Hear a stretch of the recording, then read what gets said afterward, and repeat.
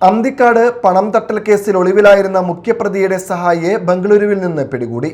Thrissur rural ജില്ലാ police മേധാവി മുഹമ്മദ് നദീം IPSയുടെ നേതൃത്വത്തിലുള്ള പ്രത്യേക അന്വേഷണ സംഘമാണ് പ്രതിയെ അറസ്റ്റ് ചെയ്തത്.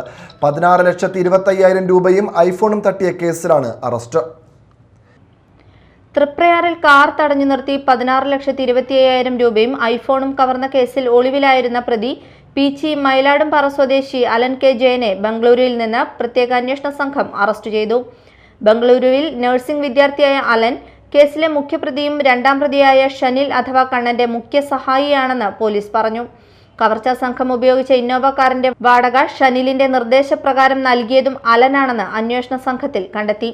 കൊട്ടേഷൻ, മയക്കുമരുന്ന് മാഫിയ ബന്ധമുള്ള ഷനിലുമായി അടുത്ത ബന്ധം പുലർത്തിയിരുന്ന അലൻ കവർച്ചയ്ക്ക് ശേഷം ഒളിവിൽ കഴിഞ്ഞ ഷനിലിന് താമസ സൗകര്യവും സാമ്പത്തിക സഹായവും നൽകിയതായി ചോദ്യം ചെയ്യലിൽ സമ്മതിച്ചതായി പോലീസ് അറിയിച്ചു.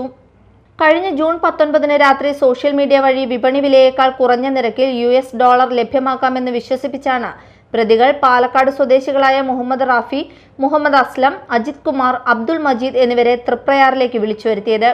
ദുബായിലുള്ള നബീൽ എന്നയാളുടെ ബിനാൻസ് വാലറ്റിലേക്ക് $US ക്രെഡിറ്റ് ചെയ്യുന്നതിന് പകരമായി കൊണ്ടുവന്ന 16,25,000 രൂപ തട്ടിയെടുക്കുകയായിരുന്നു. പാലക്കാട്ടു നിന്ന് തന്നെ കവർച്ചാ സംഘത്തിലെ 2 പേർ ഇവരുടെ കാറിൽ കയറി പണം കൈവശമുണ്ടെന്ന് ഉറപ്പാക്കിയ ശേഷമാണ് കവർച്ച നടത്തിയത്. Media time, Thrissur.